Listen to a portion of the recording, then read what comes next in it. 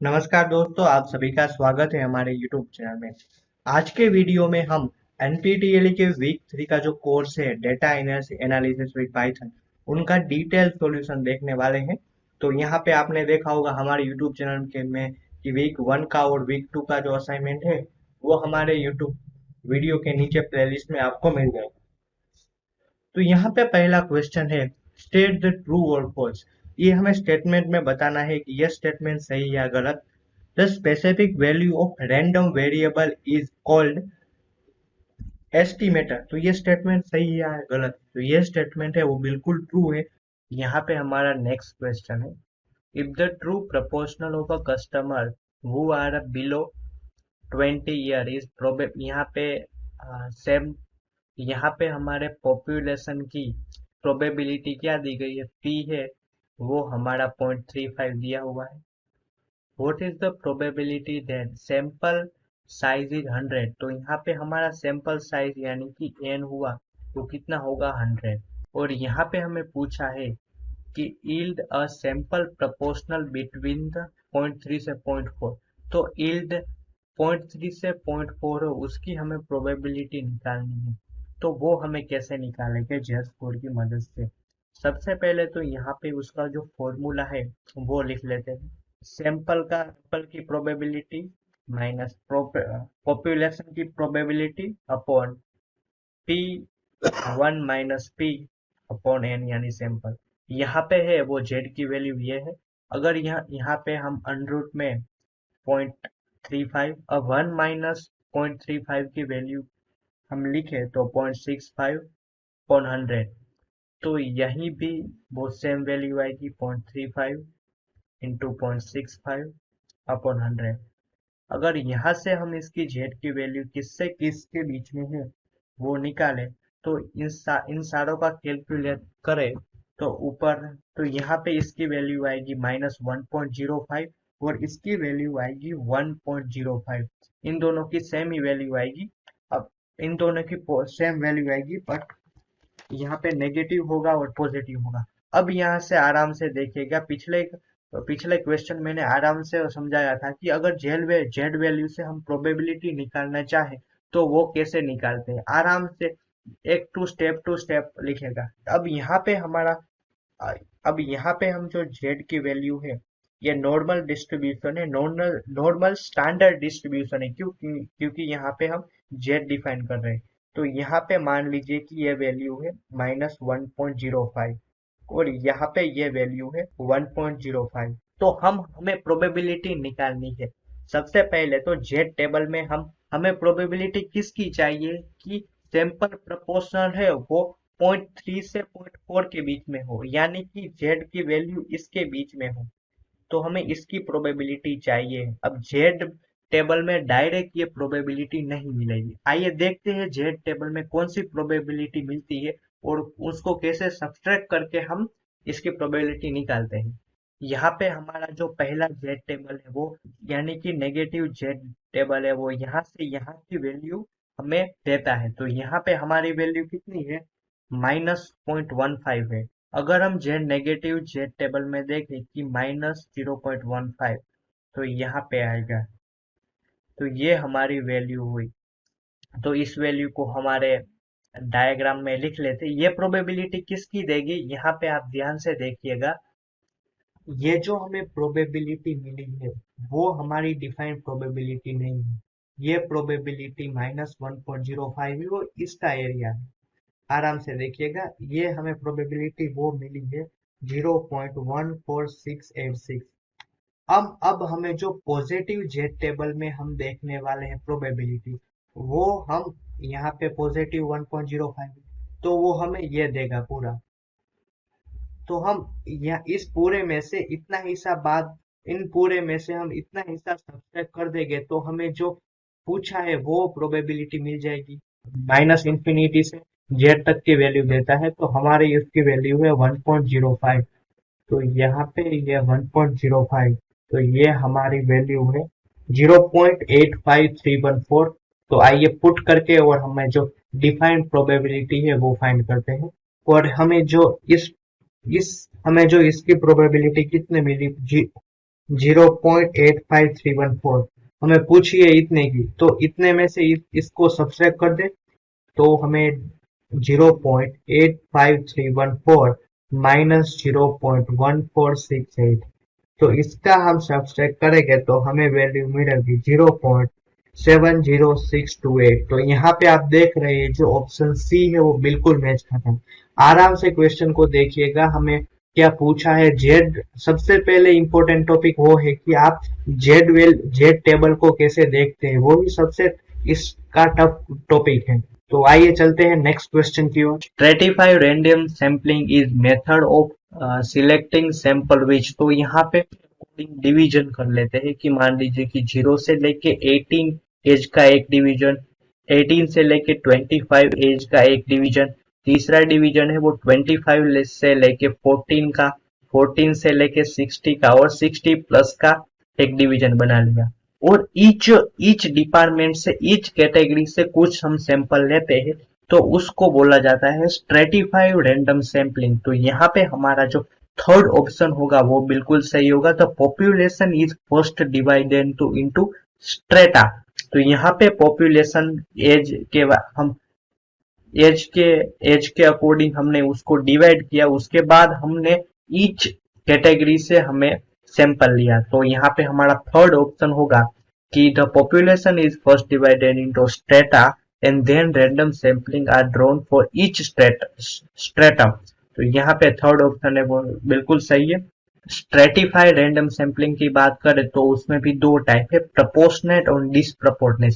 मान लेते हैं कि यहाँ पे हम 0 से 18 एज में तीन तीन तीन सभी में तीन तीन सैंपल लेते थे, उसको प्रपोर्शनेट स्ट्रेटिफाइड रैंडम सैंपलिंग। अगर कोई डिसप्रपोर्शनेट रैंडम सैंपलिंग यानी कि 0 से 8 की एज का जो पॉपुलेशन है, उस जो कैटेगरी का जो पॉपुलेशन हमने स्ट्रेटा किया है उसमें से दो, उसमें इसमें से 5, इसमें से 1, इसमें से 3, इसमें से 2, तो उस डिसप्रपोर्शनेट स्ट्रेटिफाइड रैंडम सैंपलिंग कहा जाता है। तो यहाँ पे हमारा नेक्स्ट क्वेश्चन है, तो हमें बताना है कि यह स्टेटमेंट सही या गलत है। A population is set of all items और इंडिविजुअल ऑफ इंटरेस्ट। तो ये हमारा स्टेटमेंट है वो बिल्कुल सही है, यानी कि ये स्टेटमेंट है वो ट्रू है। तो यहाँ पे हमारा जो नेक्स्ट क्वेश्चन है तो वो क्वेश्चन है a question paper contain 19 question. तो हमारे क्वेश्चन पेपर में 19 मल्टीपल चॉइस क्वेश्चन है, उसमें से there are 4 alternative answer A B C D out of the which only one is correct. तो यहाँ पे हमारा कोई एक है आंसर वो सही है। Mister x answer this question randomly without preparation. What is the probability that X get a score at least 90। तो यहाँ पे मैं आपको क्वेश्चन में बता दूं कि यहाँ पे ये क्वेश्चन करने की दो मेथड है, आप दोनों तरीके से कर सकते हैं। तो मैंने कौन से तरीके से किया है, और आई मे बी रॉन्ग भी हो सकता हूँ। तो मैं पिछले असाइनमेंट 1 में मैंने कहा था कि मैं इस क्वेश्चन में मुझे ये लगता है, बट वो क्वेश्चन एक गलत था असाइनमेंट 1 में। बाकी असाइनमेंट 1 और 2 में सभी क्वेश्चन थे तो हमने बिल्कुल सही थे। तो यहाँ पे हम जो फर्स्ट मेथड और बहुत ही लेंथी मेथड है वो आपको बता दूं, उसके बाद हम सेकंड और शॉर्ट मेथड डिफाइन करेंगे। सबसे पहले क्वेश्चन में क्या पूछा है, एटलीस्ट 10 मार्क, एटलीस्ट 10 मार्क। तो यानी कि 10 और 10 से ज्यादा मार्क 90 तक हो तो चलेगा। तो पहला मेथड है 19 में से हमें 19C10 और यहाँ पे हम फॉर्मूला पुट करें बाइनोमियल डिस्ट्रीब्यूशन का, तो 0.25 की पावर 10 और 0.75 की पावर 80 प्लस। अब 10, 11, 12, 13, 14, 50 ऐसे कहाँ तक चल सकता है। पहले तो हम 19 से 11 लिख ले और 0.25 की पावर 11 और 0.75 की पावर 19 में से 11 को सब्सट्रैक्ट करेंगे तो 79 आएगा। तो ऐसे कहाँ तक आएगा कि 19C19 और 0.25 की पावर 18 इंटू 0.75 की पावर 0। तो यहाँ तक हमारा जो कैलकुलेशन है वो बहुत लंबा आएगा। तो यहाँ पे मैं ये मेथड यूज नहीं करने वाला हूँ, मैं मेथड उल्टे यूज करने वाला कि एटलीस्ट 10 मार्क। तो यहाँ में से 1 में से जो 0 से 1 में से प्रोबेबिलिटी को सब्सट्रैक्ट कर दूंगा कि 19C एक मार्क आए, उसमें प्रोबेबिलिटी 0.25 की पावर 1, 0.75 की पावर 89 प्लस 19C2। यहाँ पे आप प्रोबेबिलिटी आपने पहले 2 वीक में पढ़ा है, इसलिए डिटेल्स में इसको नहीं समझा रहा हूँ। तो यहाँ पे 0.25 की पावर 2 और 0.75 की पावर 88। तो यहाँ से हम कहाँ तक जाएंगे कि 19C9, यहाँ पे एटलीस्ट 10 मार्क का पूछा है, तो 19C9 0.25 की पावर 9 और 0.75 की पावर 19 में से 81। तो इसका हम सब्ट्रैक्ट करेंगे, तो मैंने यहाँ पे पूरा इसका कैलकुलेशन किया है, तो मैं अपनी एक्सेल फाइल में तो आप यहाँ पे एक्सेल फाइल में देखेंगे तो यहाँ पे ये इसकी वैल्यू है 19C1, इसकी वैल्यू है 19C2, 19C3, 19C4 से लेके 19C9 तक। और यहाँ पे आप ये मैंने फॉर्मूला लगाया है, यहाँ पे आप इसकी वैल्यू 0 है, वो एग्जैक्ट 0 नहीं है, क्योंकि यहाँ पे आप देख रहे हैं कि 0.75 की पावर 89। तो यहाँ पे आप एग्जैक्ट 0 नहीं मान सकते, तो यहाँ पे मैंने इसलिए यहाँ फॉर्मूला में लिखा है। तो यहाँ पे इन सभी का मैंने यहाँ के बाद एडिशन किया है। तो एडिशन आप देख रहे हैं फॉर्मूले में कि सम इन सब का एडिशन। तो उसके बाद यहाँ में इसको, ये लाइन है D10, इसको 1 में से सब्ट्रैक्ट किया है तो 0.9997। तो यहाँ पे मेरा आंसर ये मिला है। यहाँ पे मैं गलत भी हो सकता हूँ, बट मेरे तरीके से मैंने ये सोचा है। तो यहाँ पे आप देख सकते हैं कि ऑप्शन ए है वो बिल्कुल सही मेरे मुताबिक है। तो यहाँ पे 0.9997। यहाँ पे काफी लोग डी ऑप्शन है वो भी कह रहे हैं, बट मैं ए ऑप्शन के साथ जाना चाहूंगा, क्योंकि मैंने रीजन दिया और पूरी कैलकुलेशन की है। अगर आपको कोई डाउट है या फिर आपके पास कोई और मेथड है तो मुझे पूछ सकते हैं, या फिर हम डिस्कशन कर सकते हैं। तो यहाँ पे बढ़ते हैं नेक्स्ट क्वेश्चन की ओर। यहाँ पे हमारा नेक्स्ट क्वेश्चन है, on an average 5% item supply bye manufacture x is defective. तो ये हमारे जो डिफेक्टिव की प्रोबेबिलिटी है, हमें डिफेक्टिव को हमने सक्सेस माना है, तो यहाँ में डिफेक्टिव की प्रोबेबिलिटी है 5%, यानी कि 0.05। If batch of 10 is inspected, what is the probability that 2 item are defective। यहाँ पे सक्सेस की प्रोबेबिलिटी 0.05 है, तो फेलियर की प्रोबेबिलिटी, इसको P कहते हैं हम, इसको Q, यानी कि 1 माइनस P है, वो कितना मिलेगा, 0.95 मिलेगा। यहाँ पे हमारा जो सैंपल साइज कितना है, 10 है, और यहाँ पे हमारा x होगा वो कितना होगा, हमें सिर्फ 2 ही पूछा है कि 2 डिफेक्टिव है। तो यहाँ पे सीधे हम बाइनोमियल डिस्ट्रीब्यूशन लगाएंगे कि NCX P की पावर x और Q की पावर n माइनस x। यहाँ पे 10C2 0.05 की पावर 2 और 0.95 की पावर 8। यहाँ पे आप इसका कैलकुलेशन करेंगे तो आपको 0.075 मिलेगा, जो कि यहाँ पे ऑप्शन बी है वो हमारा बिल्कुल सही है। यहाँ पे ये 2 क्वेश्चन है वो बिल्कुल क्वेश्चन इजी है, आपको घबराने की कोई जरूरत नहीं है। तो यहाँ पे 2 क्वेश्चन एक ही मेथड से हो रहे हैं, वो है पॉइजन डिस्ट्रीब्यूशन।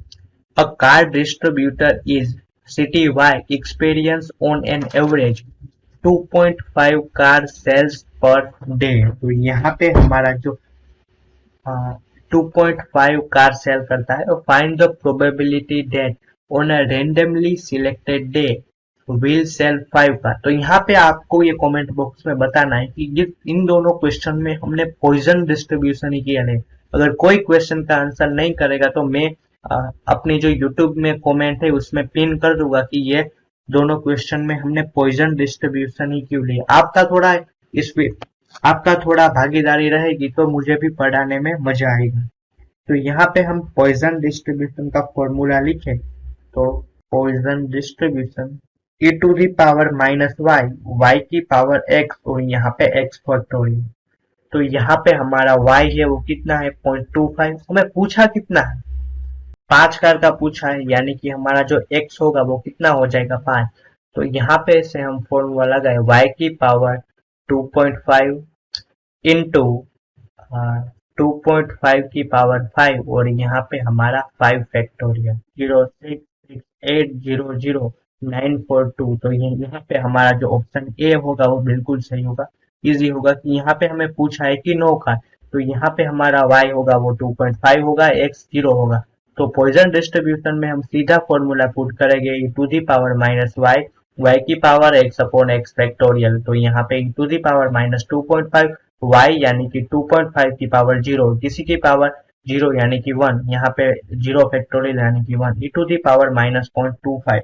इसकी वैल्यू हम डायरेक्ट इसकी वैल्यू फाइंड करेंगे तो आपको मिल जाएगा 0.0820, यानी कि हमारा जो ऑप्शन सी होगा वो बिल्कुल सही होगा। तो चलिए बढ़ते हैं नेक्स्ट क्वेश्चन की ओर। तो यहाँ पे हमारे जो दो क्वेश्चन है उन दोनों क्वेश्चन में सेम ही चीज पूछी है, और यहाँ पे हम थोड़ा एक रिकॉल कर लेते हैं कि इन दोनों क्वेश्चन में थियरी की बात करें तो थोड़ा थियरी पढ़ने में कॉन्फिडेंस इंटरवल एंड पॉइंट, यहाँ पे क्वेश्चन दोनों सेम ही है, बस पूछा है अपर लिमिट और लोअर लिमिट, इतना ही पूछा है।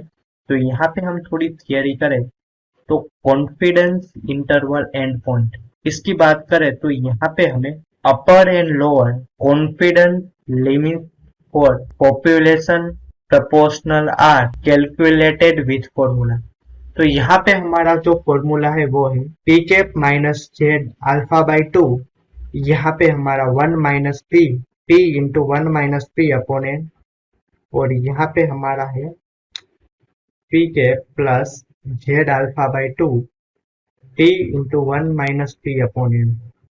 तो यहाँ पे हमारा जो जेड अल्फा बाई 2 है तो वो स्टैंडर्ड नॉर्मल डिस्ट्रीब्यूशन की वैल्यू है, यहाँ पे हमारा p है वो है सैंपल प्रोपोर्शनल, और यहाँ पे n है वो है हमारी सैंपल साइज।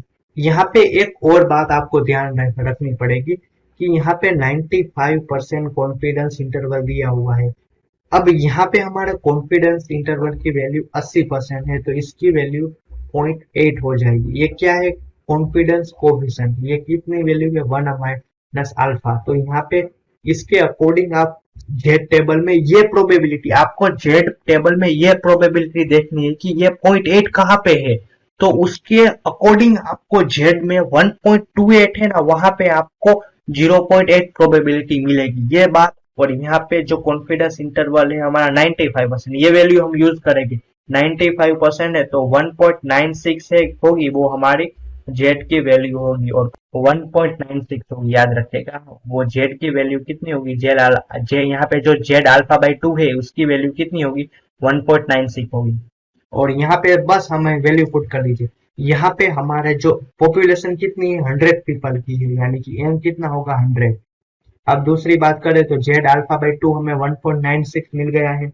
यहाँ पे पी की बात करें तो यहाँ पे जो हमारे जो यहाँ पे क्वेश्चन में वही है कि random sample of 100 people, so 25 people है वो फीमेल कैंडिडेट है, और यहाँ पे हमें क्वेश्चन में भी यही पूछा है कि true proportional of female candidate. यहाँ पे आप पीपीटी में देख पा रहे हैं कि कॉन्फिडेंस लेवल, कॉन्फिडेंस कोफिशिएंट और जेड अल्फा बाई 2 की वैल्यू कहाँ पे है। तो यह आपको वैल्यू है वो कॉमनली कॉन्फिडेंस इंटरवल मिल गया है। तो 0.80 प्रोबेबिलिटी कहाँ किस जेड की वैल्यू पे है? 0.12 की वैल्यू पे है। ऐसे ही 0.95 हमारा कॉन्फिडेंस कोफिशिएंट है, उसकी वैल्यू 0.95 किस जेड टेबल के पॉइंट में है? उसकी वैल्यू है 1.96, जहां के जेड वैल्यू है उसकी प्रोबेबिलिटी 0.95 है। तो ऐसे आपको जेड टेबल में से देखना है। तो यहाँ पे हमारे Z table Z alpha by 2 की वैल्यू है 1.96, 1 माइनस पी यानी कि 0.25 और 0.75, सैंपल साइज है 100। अब इसकी पी की वैल्यू बात करें तो अपर, ये मीन लोअर लिमिट हुई और ये अपर लिमिट हुई। तो यहाँ पे 25 अपॉन 100, यहाँ पे जेड यहाँ पे पॉजिटिव है, यानी कि हमें अपर लिमिट फाइंड करनी है। तो 1.96 इंटू 0.25, इन दोनों की वैल्यू सेम ही आएगी, क्योंकि नहीं सेम नहीं आएगी क्योंकि यहाँ पे पॉजिटिव है नेगेटिव, इनकी वैल्यू एक बार निकाल लेंगे तो हमें आसान 1 और इसकी लिमिट निकालेंगे तो आपको वैल्यू आएगी 0.1651 वैल्यू हमें मिली है। तो ऑप्शन बी होगा वो बिल्कुल सही होगा। और लास्ट क्वेश्चन में अपर लिमिट मिली है 0.03349, इसको हम इक्विवेलेंट बोल सकते हैं 0.335 के। यहाँ पे से 5 से बड़ा डिजिट 9 है, इसलिए एक ऐड कर दिया हमने, तो यहाँ पे ऑप्शन डी होगा वो बिल्कुल सही होगा। तो यहाँ पे मैं आशा करता हूँ कि वीक 3 के जो क्वेश्चन है वो आपको समझ में आए होंगे। अगर आपको कोई डाउट है तो मुझे पूछ सकते हैं, मैं क्वेश्चन देने की जरूर ट्राई करूंगा। और मेरे अगर आपको और ज्यादा डाउट है तो यहाँ पे मेरा ईमेल आईडी है allindiacn@gmail.com, तो यहाँ पे आप मेल कर सकते हैं आपको डेटा साइंस से रिलेटेड जो क्वेरी है वो। तो थैंक यू दोस्तों, फिर मिलते हैं नए वीडियो में वीक कोड के सॉल्यूशन के साथ।